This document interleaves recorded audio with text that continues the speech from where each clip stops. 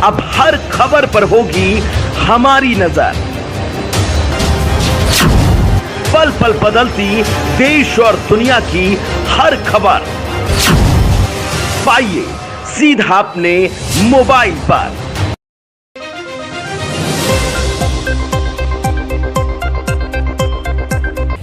उत्तर प्रदेश के वाराणसी में मां श्रृंगार गौरी और ज्ञानवापी मस्जिद केस में एएसआई सर्वे का मामला इन दिनों काफी सुर्खियों में बना हुआ है। सर्वे के खिलाफ मुस्लिम पक्ष जहां एक तरफ हाईकोर्ट पहुंची है, तो वहीं हिंदू पक्ष से जुड़े पक्षकार कोर्ट से बाहर ज्ञानवापी को लेकर माहौल तैयार करने में जुट गए हैं। ऐसे में हिंदू पक्ष और विश्व हिंदू परिषद अब बीजेपी शासित राज्यों में जाकर विश्वनाथ मंदिर के लिए जन जागृति करने वाली है। वाराणसी में हिंदू पक्ष के द्वारा तैयार विश्वनाथ मंदिर के मॉडल को 30 जुलाई को उद्घाटन किया जाएगा। इसे लेकर ज्ञानवापी केस में हिंदू पक्षकार सोहन लाल आर्य ने बताया कि 30 जुलाई को हिंदू पक्ष और केस से जुड़े अधिवक्ताओं की मौजूदगी मॉडल का उद्घाटन किया जाएगा। इस उद्घाटन समारोह में विश्व हिंदू परिषद के अंतर्राष्ट्रीय कार्याध्यक्ष आलोक कुमार और राष्ट्रीय प्रवक्ता विनोद बंसल मौजूद रहेंगे। सोहन लाल ने बताया कि विश्वनाथ मंदिर के मॉडल को उद्घाटन के पश्चात जन जागृति के लिए प्रदेश के सभी जनपदों में लाया जाएगा। देश के विश्वनाथ मंदिर के जन जागृति को लेकर पक्षकार सोहन लाल ने बताया कि विश्व हिंदू परिषद की अगुवाई में बीजेपी शासित राज्यों में विश्वनाथ मंदिर के मॉडल को ले जाया जाएगा। अयोध्या में भगवान श्री राम मंदिर के निर्माण से पहले जैसे जन जागृति की गई थी, उसी प्रकार विश्वनाथ मंदिर में ज्ञानवापी को लेकर जन जागृत किया जाएगा। बीजेपी शासित प्रदेशों में जन जागृत के तहत बताया जाएगा कि कैसे औरंगजेब ने मंदिर को तोड़कर मस्जिद बनाया। ऐसे में जो तमाम तस्वीर है वह जन जागृति की तहत लोगों को दिखाया जाएगा। सर, किस तरह का मॉडल है और क्या कुछ इसमें खासियत है, आपने क्यों बनाया है इसे? देखिए, सबसे पहले मॉडल के लिए तो आपको ये कोई काल्पनिक मॉडल नहीं है, ये एक निश्चित और निर्धारित नक्शे पर बना हुआ है जो जेम्स प्रिंसेप ने 1831 में तैयार किया था। ये उसी नक्शे पर पूरा मंदिर है और नक्शा देखना है तो आप इधर दीवार पर लगा हुआ है, आप पूरे नक्शे को आप देख सकते हैं। और उसी नक्शे के आधार पर ये पूरा सभी मंडप निकाले गए हैं, गर्भगृह निकाला गया है और जो सभा कक्ष है उसके जो नाप है, नाप भी एग्जैक्ट है, उसमें कोई अंतर नहीं है। और इसमें कुल 8 मंडप, एक गर्भगृह और एक विशाल सभागार बना हुआ है। कौन सा मंडप कैसे है थोड़ा बता। देखिए, अब ये मंदिर का पश्चिमी छोर है, ठीक है, हमारा मुख्य प्रवेश मार्ग है मंदिर का। इसके आगे ये श्रृंगार मंडप, ये गणेश मंडप, ये दंडपाणी मंडप। वर्तमान में ये कुछ भी नहीं है, मलबे में तब्दील है, गिरा हुआ है, ठीक है। हमारा ये गर्भगृह, ऐश्वर्य मंडप और मुक्ति मंडप, ये तीनों तोड़कर इसके ऊपर 3 गुम्बद बनाए गए हैं जो वर्तमान में दिखाई देते हैं, ठीक है। अब यहाँ से हमारा जो तोड़ा गया है, उसके बाद इसके ऊपर गुम्बद बने हुए हैं जो वर्तमान में मौजूद हैं। आगे के 3 मंडप जो तारकेश्वर मंडप, ज्ञान मंडप और भैरव मंडप, ये 3 मंडप भी तोड़े गए हैं पूरी तरह से।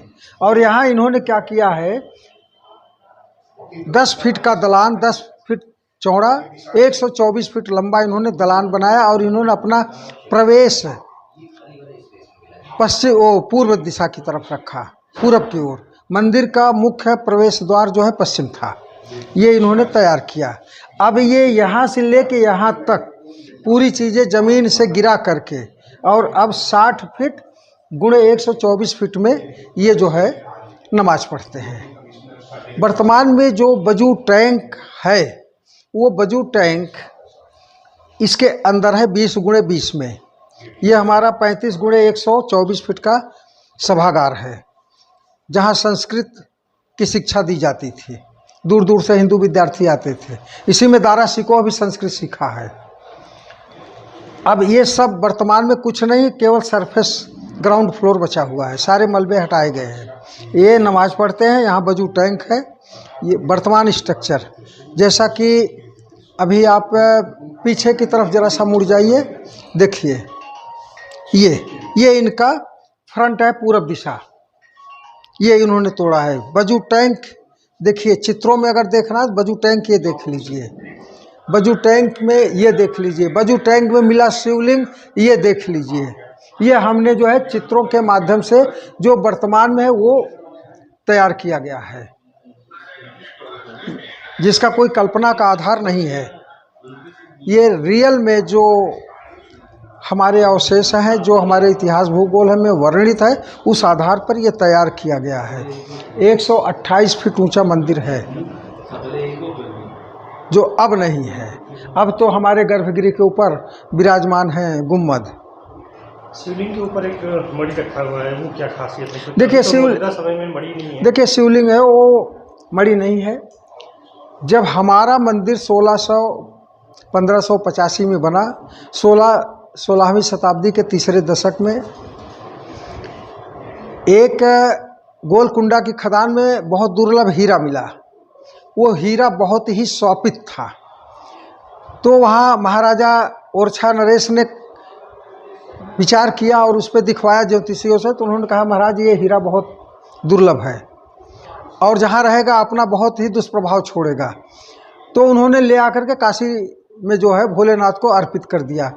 शिवलिंग पर जिसको रख दिया गया था, ये उसी हीरे का वर्णन आता है, ना कि कोई चक्री है, ना कोई वो फव्वारा है, ऐसा कुछ है नहीं। वो हमारे जो शिवलिंग पर हीरा रखा था, उसी हीरे के रखने का बना हुआ स्थान है ये। सर्वे के दौरान जिस तरह मुस्लिम समाज के द्वारा झूठ बोल करके जो सुप्रीम कोर्ट में स्टे कर दिया गया, उस समय फिर हम लोगों ने यह निर्णय किया कि अब हम लोग जो है देश में जागृति का जन जागृति करने की योजना बनाएं। और 2 सालों से यह जो हम लोग का मॉडल बन रहा था, जिसके नेतृत्व में जिसका मॉडल बनाने के डॉक्टर आर.पी. सिंह जी मर्मज्ञ हैं। तो वो बनाने के बाद यह जन जागृति, यह मॉडल 30 तारीख को या 30 जुलाई को रविवार को जो है यह सांस्कृतिक संकुल में 2 बजे से उस मॉडल का उद्घाटन होगा। इस मॉडल उद्घाटन करने में विश्व हिंदू परिषद के राष्ट्रीय अध्यक्ष आलोक कुमार जी और प्रवक्ता विनोद बंसल जी सहित और कई और बहुत से गणमान्य अतिथि रहेंगे। इसमें हरिशंकर जैन जी, विष्णु शंकर जैन जी और दीपांकर जी और कई और जी जो और बहुत से लोग रहेंगे उस उद्घाटन में जो है। तो जन जागृति का कार्यक्रम ये 30 तारीख का है और इसके लगायत आवश्यकता पड़ने पर हम लोग पूरे उत्तर प्रदेश में घुमाएंगे जन जागृति के लिए। और अपने संगठन ने अगर और आगे उत्साहवर्धन किया हुआ तो हम जहां जहां भाजपा सरकारें हैं वहां भी इस मॉडल को घुमाने की योजना प्रस्तावित है। भाजपा सरकार जहां है वहीं, हाँ, जहां जहां भाजपा सरकारें हैं वहां पर घुमाने की योजना प्रस्तावित है। पूरे देश में क्यों नहीं? देखिए सुविधा की बात भी होती है ना, खर्च बजट का भी होता है ना, इसलिए छोटा सा अपना ट्रस्ट है, अभी योजना बनती रहेगी, आगे बढ़ता जाएगा। इस टाइप से हम लोग योजना, क्योंकि कोई फंडिंग बाहर से हम लोग को नहीं मिला, बस केवल हम लोग जो है बस हो रहा है किसी तरह जो है, यही योजना है। फंड मिल जाएगा तो आप लोग पूरे देश में घुमाएंगे? हाँ, पूरे। क्यों? इसलिए कि हम लोग श्री राम जन्मभूमि आंदोलन में रहे हुए हैं। उसमें उस विश्व हिंदू परिषद के महानगर उपाध्यक्ष थे, प्रांत के उपाध्यक्ष थे, और जो राम जन्मभूमि के दौरान जो है हम लोग जन जागृति की, उसमें विश्व हिंदू परिषद प्रवक्ता भी थे। तो सारी रीति जो उस समय मॉडल आया हुआ था, हम लोग पूरे उत्तर प्रदेश में घुमाए थे। कुंभ में इसको आगामी कुंभ में इसको रखा जाएगा। कहने का तात्पर्य जन जन तक प्रचार करने की योजना है।